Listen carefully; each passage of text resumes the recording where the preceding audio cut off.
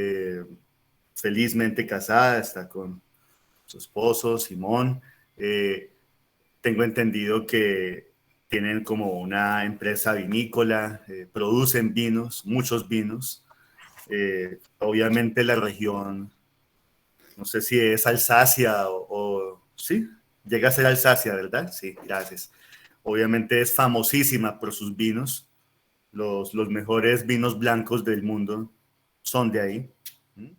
Y pues a su empresa, que es una empresa familiar, y sus múltiples experiencias también, incorporando elementos transculturales, porque efectivamente es colombo-alemana, pues la invité a que nos hablara de eso, así fuera brevemente, así fueran unos pocos minutos, pero creo que es alguien valiosísimo. La doctora Lorena Piot nos puede hablar muchísimo del tema central de este congreso, que es la felicidad, desde su experiencia. Un relato vivencial sobre pues, qué ha descubierto ella que le sirve para ser feliz, y de pronto todas las personas podremos sacar cositas. Obviamente no hay una fórmula para la felicidad que sea universal, pero siempre escuchando cómo otras personas han hecho su camino y han logrado ser felices, pues uno va sacando ideas. Doctora Piot, entonces bienvenida. El público es tuyo. Gracias. Buenas noches. ¿Me escuchan? Perfecto, sí. Buenas noches, doctor David. Primero que todo, muchísimas gracias por la invitación. Muy contenta de estar aquí esta noche con ustedes y de contarles acerca de mi vivencia. Muy bonita su presentación. Muchas gracias. Yo soy psicóloga egresada de la Universidad de Manizales del año 1998. Hace 23 años que terminé mi carrera. Después estuve trabajando un año en selección de personal y luego me vine aquí a Alemania, donde vivo hace 21 años eh, con mi esposo, y pues realmente no me dediqué a ejercer mi profesión. eh, Me gustaría contarles hoy, a partir de cuando el doctor me invitó y puso en la ponencia acerca de lo que yo iba a hablar, y puso el título de Aprendiendo a ser feliz. No hubiera podido encontrar un mejor título, porque es lo que me tocó aprender a hacer a través de la experiencia de vida, de muchos contratiempos, de choques, de caídas, de paradas, de esa búsqueda siempre de ese bienestar. Encontré muchos tropiezos, entre esos las depresiones, y tuve una lucha interna para salir de estas depresiones. Bueno, entonces voy a contarles más o menos de lo que se trata el concepto de felicidad, de cómo se trata el concepto de felicidad desde diferentes teorías. Una de las teorías más comunes, la que aparece en Wikipedia, en la Real Academia de la Lengua, es que la felicidad es un estado de ánimo de una persona que se siente plenamente satisfecha por gozar de algo bueno y tener algo que desea. Para otros, es una emoción que se produce cuando se llega a un momento de bienestar o se alcanzan objetivos que te realizan como individuo. Es un estado de ánimo positivo. Para la Real Academia de la Lengua es un estado de grata satisfacción espiritual y física, ¿sí? Pero uno de los significados para mí más acertado es a la conclusión que han llegado algunos psicólogos cuando definen la felicidad, ¿sí? Como una medida de bienestar que es subjetiva, una medida de bienestar subjetiva y autopercibida, ¿sí? Que nosotros nos define la actitud o el comportamiento para afrontar las situaciones de la vida. Entonces, a partir de esta definición, Tengo aquí unos problemas técnicos, no puedo ver mis diapositivas. No sé qué pasó. Tampoco nosotros lo estamos viendo. No. Intenta, doctora, de pronto ahí en ese icono que está después de la manito. Sí, ya lo intento. Eso. Intento ¿Y no? compartir pantalla, pero no, ¿Qué cosa? Bueno, no me funciona, qué igual lástima. las puedes ir leyendo y narrándonos las ideas principales porque de Qué todas formas queda lástima. grabado el video, no hay problema. Bueno, qué lástima, pero bueno, entonces vamos a continuar. Resulta que a partir de este concepto en el que se define la felicidad como un bienestar subjetivo autopercibido, ¿sí?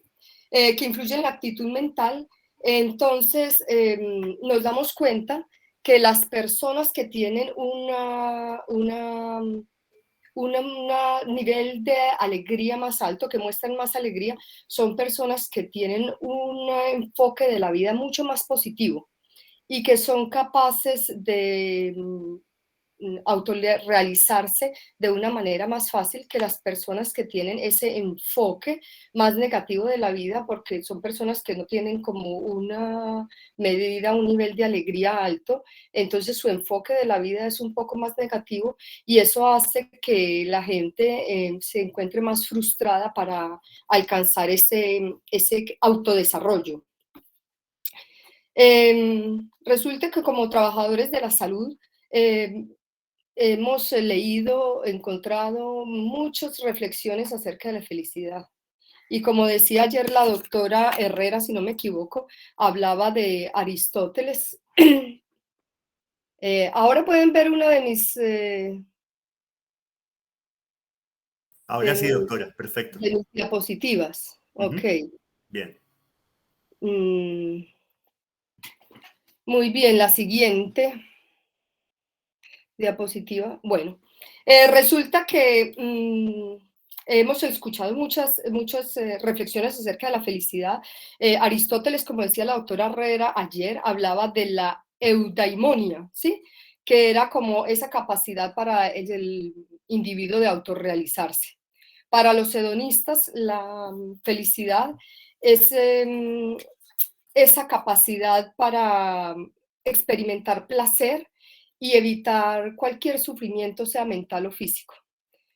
Para los occidentales, la felicidad es concebida como una cualidad, que es un producto de un estado de armonía interno y permanente que prevalece en el tiempo, ¿sí? Y que no es, que no cambia en el tiempo. Bueno, en lo que discrepan muchos filósofos, fundadores de religiones, los grandes pensadores, es en la manera de llegar, a alcanzar, buscar y encontrar esta felicidad. Y yo creo que nosotros como trabajadores de la salud, también a partir de lo que hayamos estudiado, de nuestras teorías, de las reflexiones y de nuestro propio desarrollo personal, hemos tratado de buscar encontrar esa forma de gestionar esa felicidad. Cada uno de una manera muy individual. Entonces voy a hablar hoy aquí de mi propia experiencia, de la que he adquirido a través de todos los años.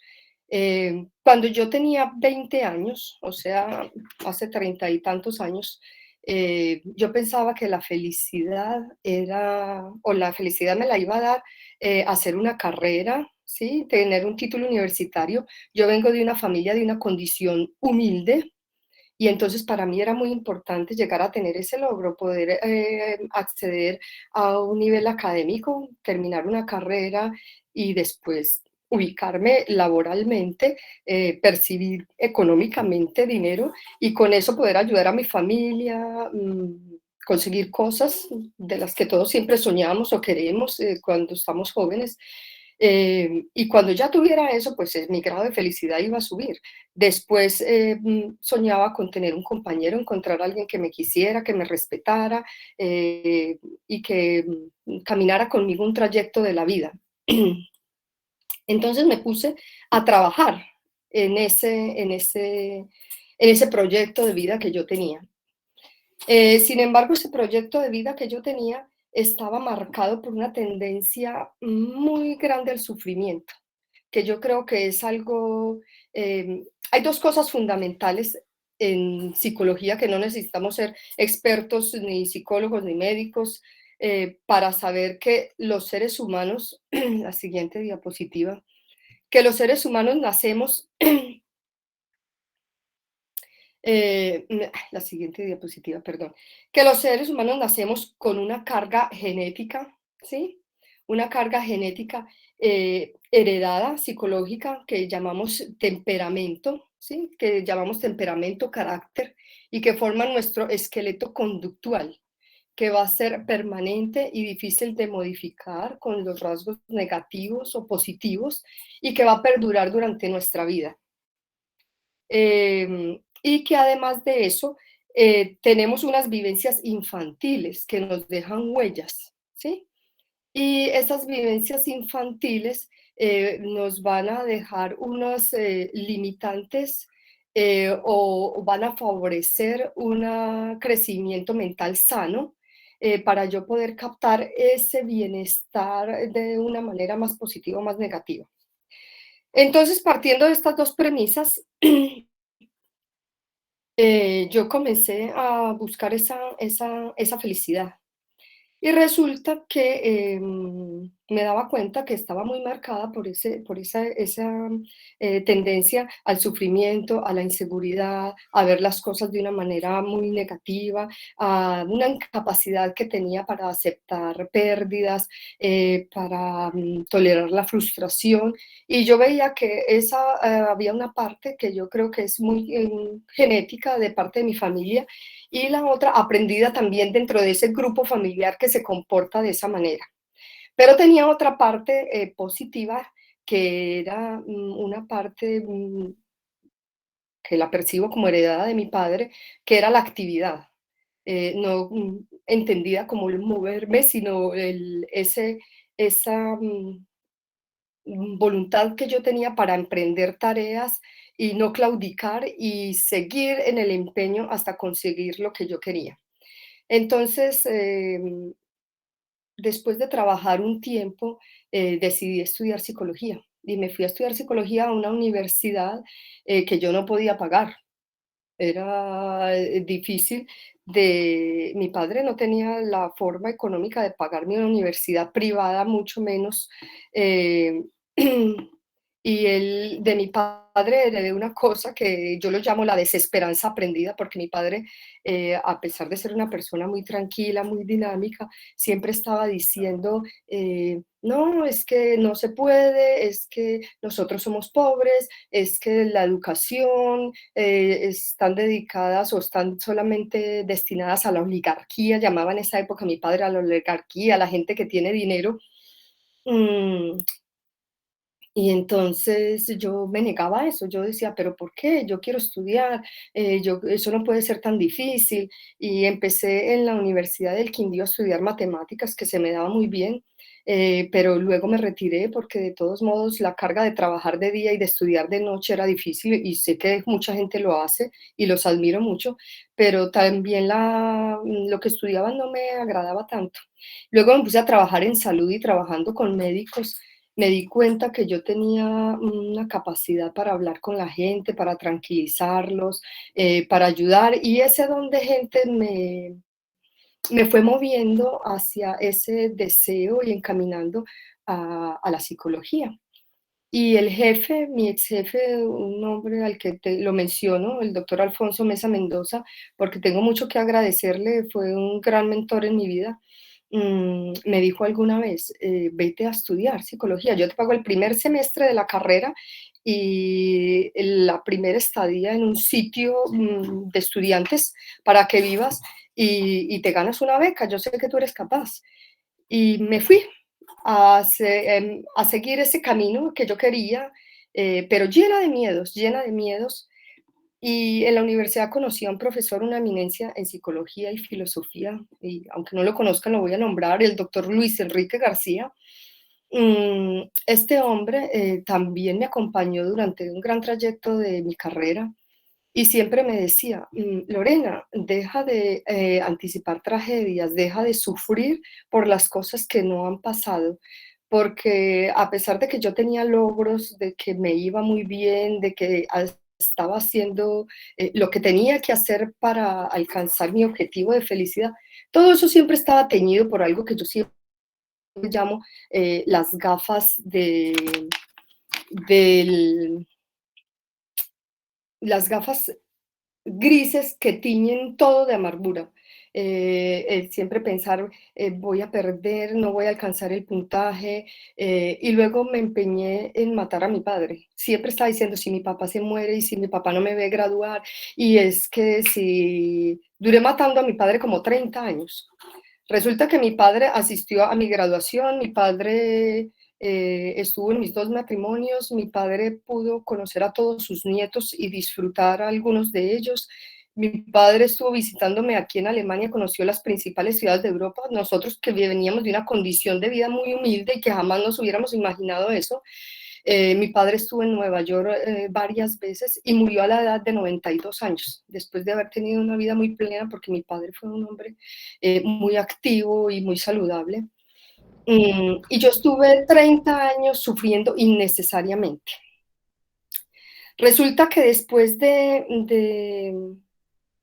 terminar psicología y de graduarme, estuve trabajando un año en selección de personal y luego di un salto más grande, que fue venir a Alemania, casarme con mi novio de 4 años y venirme aquí a vivir a Alemania.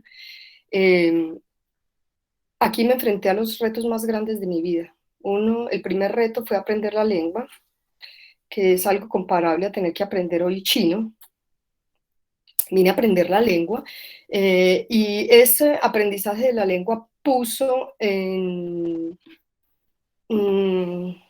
cuestión, a prueba mi inteligencia, dañó mi autoestima, me sentía totalmente analfabeta en un país extranjero.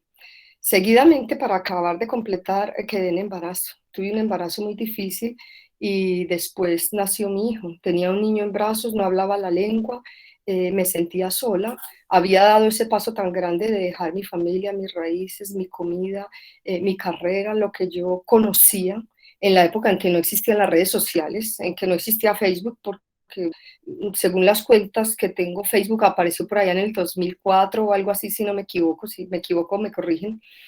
Mm, no existía Facebook. La única forma que yo tenía de comunicarme con mi familia era una llamada por ahí cada 8 días, muy rápida porque era muy costosa. Y no había ninguna otra oportunidad, no había redes sociales, no había el WhatsApp, el TikTok y todas esas cosas en las que uno aprende hoy lenguas, en las que uno puede aprender alemán. Entonces, eh, tuve una depresión postparto terrible. Tuve una depresión postparto, luego me vi enfrentada a la enfermedad de mi hijo, porque debido a un parto muy difícil, mi hijo tuvo una muerte neuronal suave, no fue muy grave, pero eso ya implicaba una cantidad de dificultades a las que tuve que enfrentarme.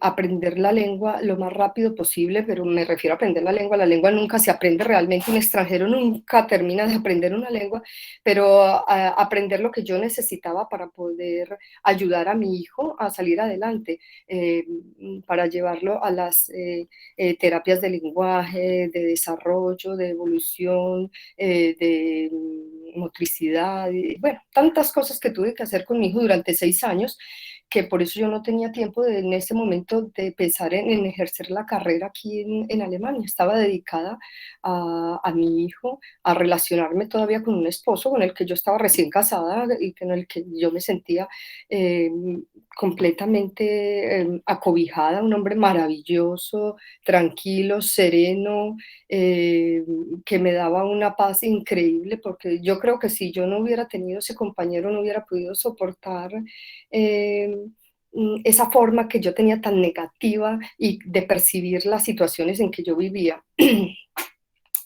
Resulta que después de trabajar con mi hijo 6 años y de que cuando estuve segura de que mi hijo pudo entrar a una escuela regular y eso, entonces ya como que me tomé una pausa y dije, ya hice lo que tenía que hacer para, para estimular a mi hijo y lograr que él pudiera recuperar lo que había perdido cerebralmente con esa hipoxia que tuvo.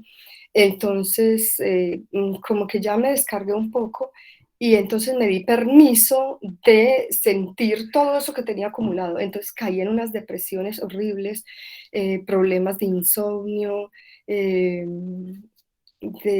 desilusión, de frustración, de desesperanza.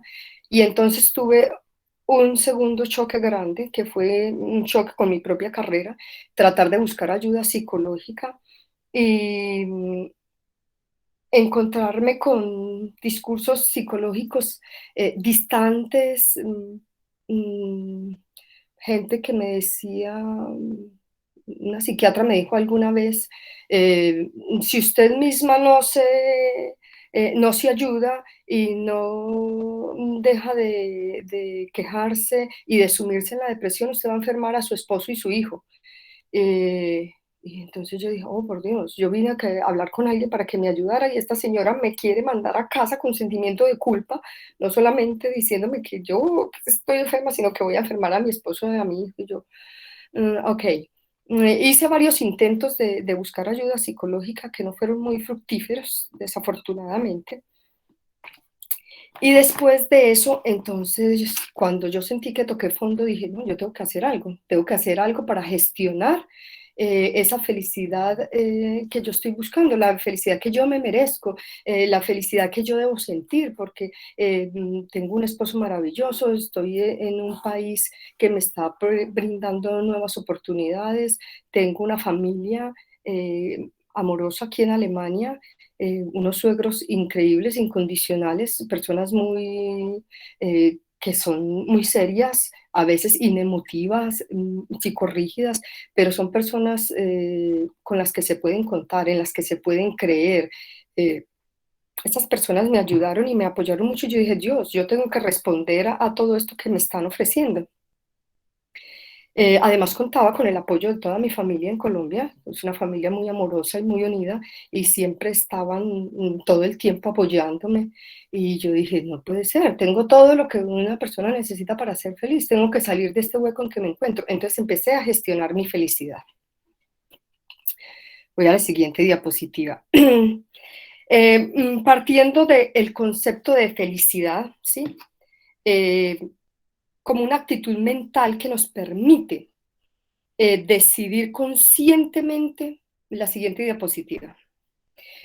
Partiendo de este concepto que dice que la felicidad es una actitud mental que nos permite decidir conscientemente buscar formas positivas de encontrar momentos, situaciones, pensamientos, actitudes y estados mentales de satisfacción. A partir de esto, empecé a hacer algo que es lo que yo creo que ahora no estoy muy actualizada, pero llaman programación neurolingüística. Pero lo hice de manera muy desde niño. Yo dije, no, esto no puede ser, voy a desprogramar todos esos malos hábitos, los hábitos de quejarse, de decir que este día es desagradable, y empecé a recuperar muchos de todos los consejos y las vivencias que había tenido en Colombia con las personas que más había aprendido en Colombia y empecé a recordar muchas cosas y a ponerlas en práctica. A veces nosotros recibimos consejos de mucha gente, pero no los ponemos en práctica. Pero siempre se quedan ahí, como decía la doctora Gómez, que todos teníamos una cantidad de datos adentro y que esos datos no eran sino ordenarlos o reordenarlos y buscarlos, pero no tenía que ir muy lejos, sino que la solución estaba aquí, la solución estaba dentro de mí y yo la tenía que buscar. Entonces empecé, y estos son los consejos, lo que yo les puedo decir a ustedes, que son cosas útiles. La siguiente diapositiva, y es, primero, es programar malos hábitos, los de estarse uno quejando, los de estar diciendo, no me gusta esta persona, el día está frío. Entonces empecé a pensar, ¿qué hace la gente positiva? Las personas más positivas que conozco son mi esposo, que para él todo está bien. La comida más mala está buena, el día más frío es muy acogedor, el día más caliente está también bien. Entonces empecé a tratar de cambiar esos hábitos negativos, de anticipar tragedias, de estar pensando que mi papá se va a morir, que si el niño sale a montar bicicleta me lo va a pisar un carro, que si va entonces traté de empezar a dominar todos esos pensamientos interiores que tenemos que nos hacen percibir la vida de maneras negativas. Mm, Dejé de quejarme tanto, de quejarnos innecesariamente, ese es un buen consejo. Tener diálogos internos conmigo misma. Entonces recordaba yo de mi ex jefe que me decía, cada vez que tengas una situación triste, desagradable, cuando te sientas deprimida, cuando te sientas triste, me decía, mírate a un espejo y dile a Lorena que todo va a estar bien, que todo eso que estás sintiendo va a pasar. Esto pasará también, como cualquier escándalo. Cuando hay un escándalo de un famoso, lo que hizo Will Smith hace poco, que le pegó al otro señor y esas cosas, se arma un escándalo y es una sensación muy horrible para las personas sobre todo para ellos que son públicos, pero cuando me pasa a mí también alguna cosa que uno no olvida, dura 2 o 3 días martirizando, ¿sí? Pero eso pasa, siempre pasa. Siempre vienen cosas nuevas y el tiempo es el mejor alivio para eso. El tiempo hace que uno olvide esas situaciones. Entonces, si somos conscientes de que las cosas malas van a pasar, que el momento de depresión que tengo, el mal estado de ánimo que tengo en algún momento, que eso va a pasar, entonces voy a aceptar mejor mis realidades. La siguiente diapositiva. Hay que dejar el pasado atrás. Las personas que vivimos en el pasado, cuando yo vivía siempre añorando Colombia, pensando en que aquí en Alemania no me podía comer una arepa, que aquí había invierno y que en Colombia estaban en verano, cuando yo vivía triste por ese pasado, vivía deprimida. Entonces hay que aceptar, dejar de pensar en el pasado, dejar de pensar en el futuro, porque el futuro no ha llegado. Eso no quiere decir que no tengamos metas y que no nos hagamos propuestas, ni, ni que nos proyectemos para el futuro, pero no pensar en el futuro todo el tiempo, quiero alcanzar, si quiero, si pudiera, si yo, porque eso me va a poner ansioso. Hay que vivir el presente, tratar de enfrentar lo que hay que enfrentar ahora y no anticipar lo que yo llamaba anticipar esas tragedias. Hay que esperar a que la tragedia suceda y entonces miramos cómo actuamos en ese momento, cómo resolvemos la situación. Hay que aceptar nuestras realidades. Mi realidad es esta, estoy aquí, ahora soy una ama de casa, estoy orgullosísima de criar a mi hijo, de haber hecho tantas cosas por él. Hace 5 días se graduó de bachillerato de la escuela del nivel más alto que hay aquí en Alemania y de eso estoy muy orgullosa, de poder haber hecho un trabajo con él y de que pudiera alcanzar este logro. No fue fácil. Ha habido mucho trabajo y eso lo sabe cualquier padre. No es difícil, es muy difícil criar hijos, es algo para lo que no estudiamos, es algo que tenemos que hacer siempre experimentalmente. Y esa es mi realidad ahora. Soy una feliz ama de casa, cuido de mi esposo, cuido de mi hijo, ahora cuido de mis suegros. Estoy muy agradecida por el amor y la aceptación que ellos me dieron y el acompañamiento que siempre me hicieron. Y ahora estoy muy contenta de estar haciendo lo que estoy haciendo. Si yo estuviera trabajando, si yo estuviera haciendo otro tipo de trabajos, no tendría tiempo para ocuparme de esta familia y esta familia me necesita. Mi esposo tiene una empresa muy grande y trabaja solo en esa empresa y yo me ocupo del resto de las cosas para que él pueda dedicarse a lo que hace él solo. Aquí no hay eh, conseguir trabajadores, pagar trabajadores, y eso es una carga muy grande.